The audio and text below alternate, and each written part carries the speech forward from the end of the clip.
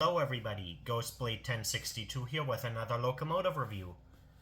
Today we will be looking at the recently released V90 switcher made by Trix in the BR294 switching configuration, colored in the DB traffic red scheme. And now, on to the unboxing.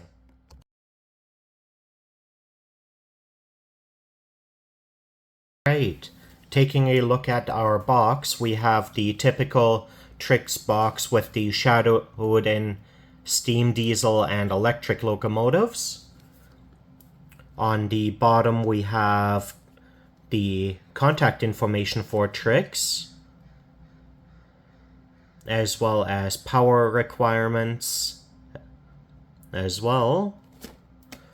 The back also has the shadowed depictions, while the top is blank. On the left, or rather the right side of the box, we have some information about the locomotive itself. So this is a part of Trix's MHI line, the Marklin Dealer Initiative. It is a diesel locomotive of the Class 294, the V90 rebuilds, from the Deutsche Bahn AG Era 6, meaning operating condition 2007 to present. It is equipped with an MFX DCC sound decoder. It is also Railcom compatible. And it is equipped with NEM shafts. And it is product ID 25900. And looking at the other side, we see all that same information, plus we have the product barcode there. Now, taking off the outer sleeve, we get access to the clamshell that the locomotive itself sits in. And in the back here,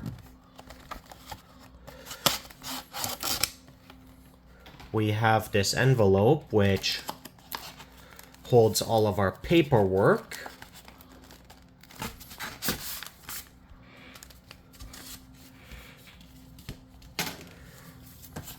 And here we have our warranty card. And then we have 2 copies of the instruction booklet, the user manual.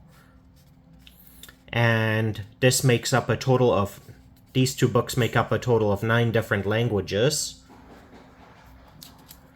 And we also have advertisement for the Trix Club as well. But taking a quick look in the instructions, we have our safety notes, programming instructions, MFX protocols. We have our function chart, CVs,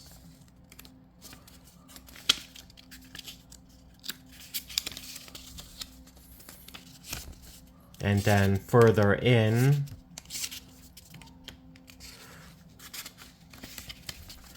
we have our instructions for separately fitted parts, body removal,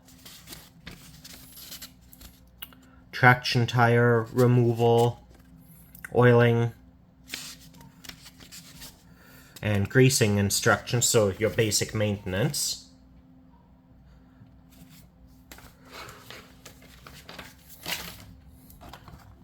Now, starting on our clamshell,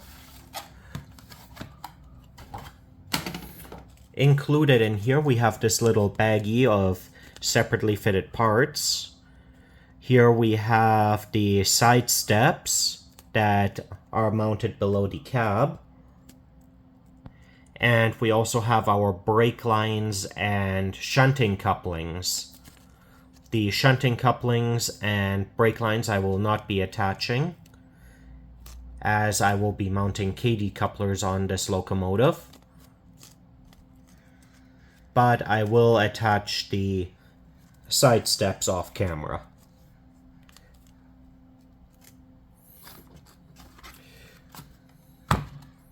And now, opening up the clamp, we have this felt protecting the front and back of the locomotive. And here it is. So now, off camera, I'll look into attaching the side steps, and then we will move on to the detail overview.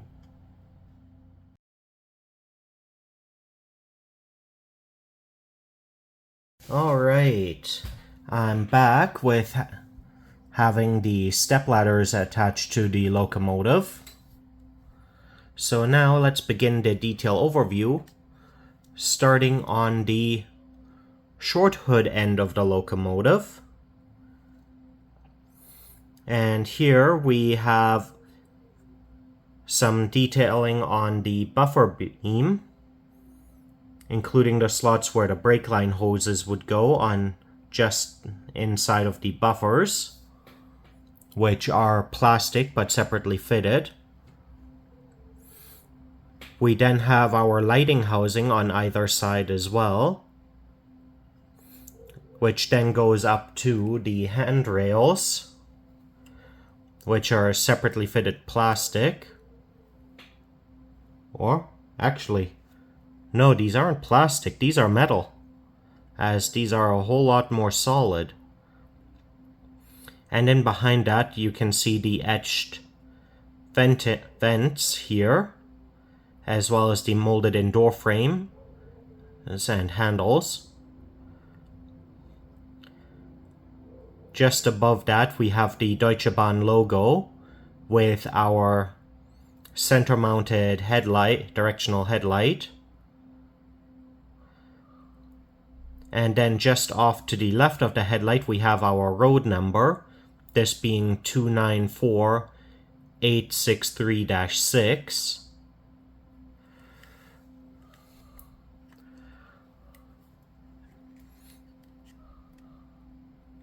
Now moving on to the side, we have our steps going up to the side of body of the locomotive with numerous molded in panels. On our truck we have some nice suspension detailing as well as the brake detailing here. Then we got our steps, which are separately fitted, going up to the main door, on either side of which we have our grab irons with a separately colored door handle on the door. Our windows are nice and see-through, and we actually do have an engineer inside the locomotive itself, with some nice interior detailing.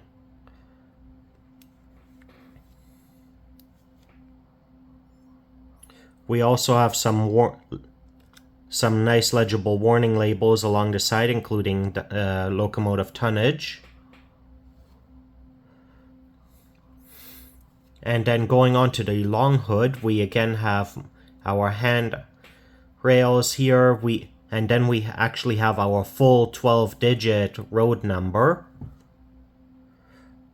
this being 98803294-863-6.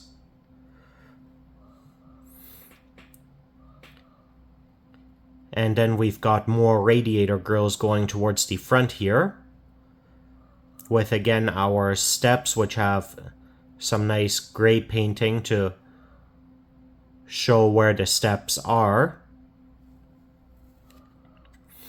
The end of the long hood is detailed much the same as the end of the short hood, along with our buffer beam and lighting being pretty much the same. And now looking at the other side of the locomotive, again much of the same detailing. We can get another nice look inside the cab here without the interference of the engineer. So we can see we have some console detailing molded in.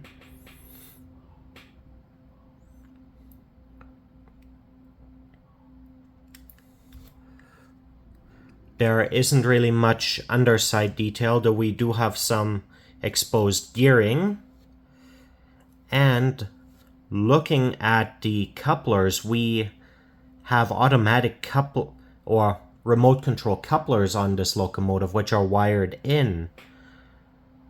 That's going to present a problem, as I'm not sure how to remove those. So I will probably just leave the coupler swap until such a time that I can get that figured out, which is unfortunate, as that means I will have to use a conversion car with this locomotive in order to haul my rolling stock. But moving on to the top of the locomotive, we have our antenna on the cab roof here, and then just towards the front of the cab, which I'm saying based on the direction of the consoles, we have our exhaust stack right here in the center. And then towards the front of the long hood here, we have an etched grid with our radiator fan underneath, with a smaller grill on the short hood with another antenna, which I'm not sure which one is which, but one of these antennas is installed for the purpose of remote switching, as this particular line of the rebuild of the V90 is used for remote shunting operations. But next, we will now move on to the rip track segment of the video.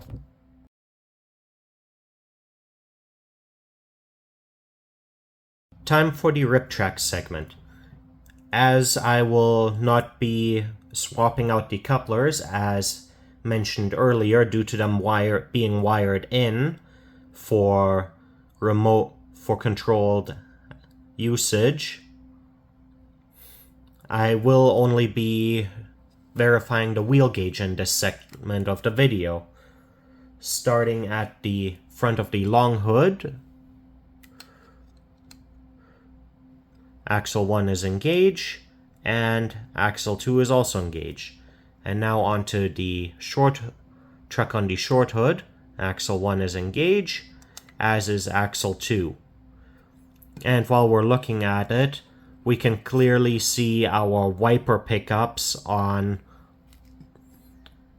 the one side of the locomotive, as well as we can see that we have a traction tire here on the front truck on opposite ends here. So we have a traction tire here and a traction tire here, which should give this locomotive pretty good pulling power. So next, we will move on to the track to do a function test on this locomotive.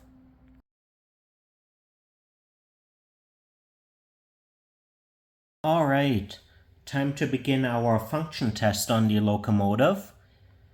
Off camera, I quickly programmed it to a new DCC address, but beyond that I have not made any changes to the programming on the locomotive.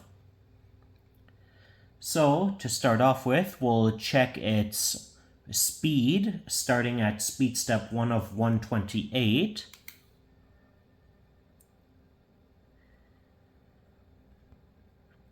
And at speed step 1, it's moving quite smoothly and quite quickly. all things considered.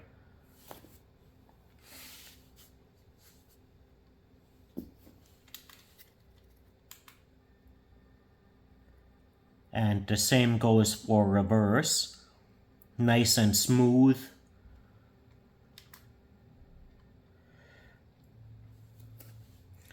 Now onto the functions, starting with function 0, the directional lighting.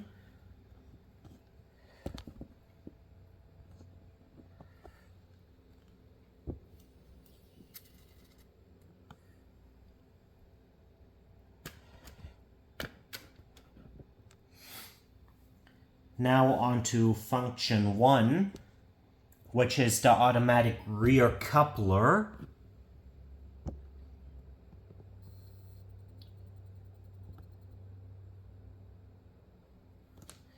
And this is the reason I did not change out the couplers on this locomotive. Now onto function 2, the operating sounds.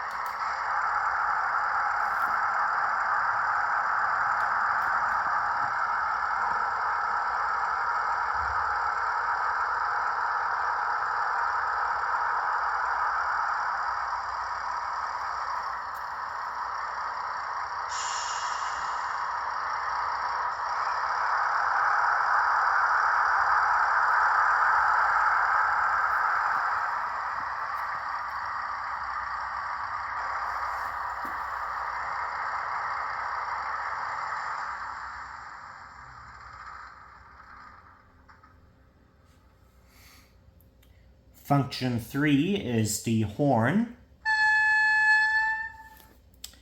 Function 4 is the front automatic coupler.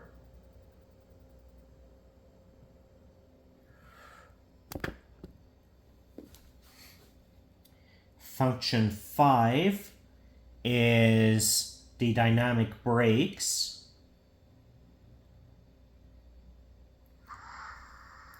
Function 6 is brake squeal off.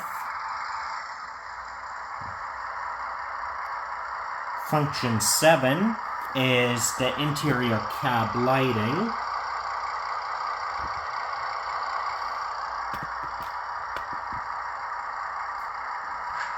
Function 8 turns off the rear lights.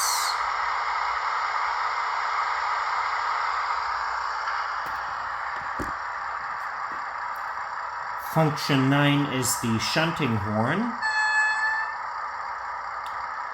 Function 10 is shunting mode,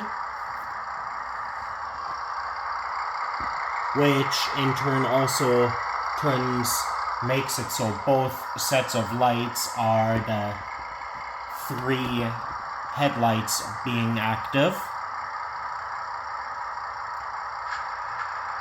Function 11 is the front lights off.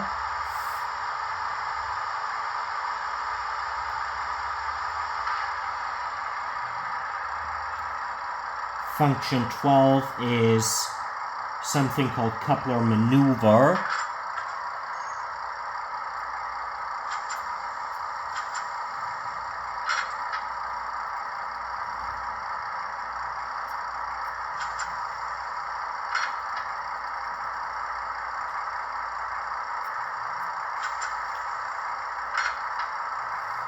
Which seems to be an automatic coupling function.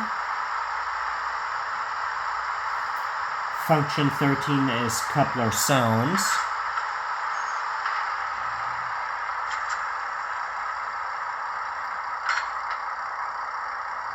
Function 14 is the cab radio.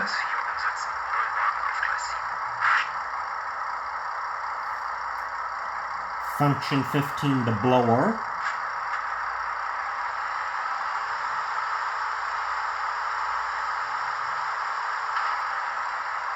Function 16, the compressor.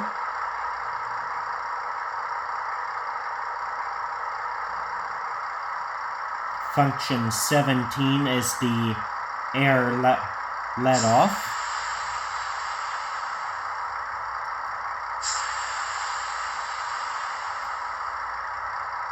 Function 18 is refueling.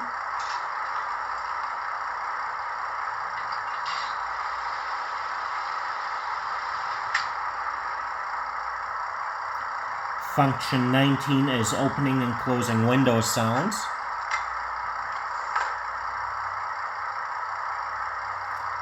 Function 20 is another cab radio.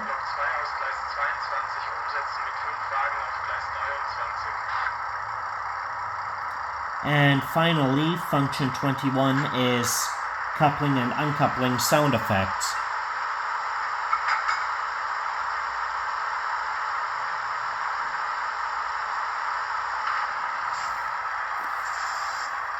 And that concludes all 21 functions on this locomotive. So now, we're gonna proceed with some running during which I'm gonna film some run-by shots of the locomotive.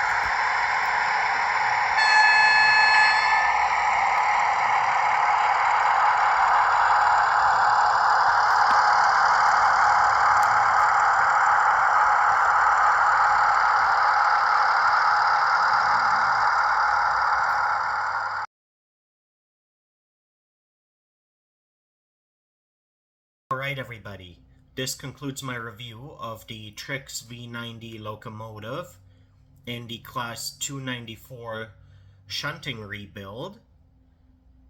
All in all, it's running smoothly. The automatic couplers are a nice function, but for me personally a bit irritating due to the fact that I want to use knuckle couplers on all of my locomotives and rolling stock. So I will have to unfortunately go through the process of unsoldering the wires to remove those automatic couplers, which is a shame as that is a very nice function to have.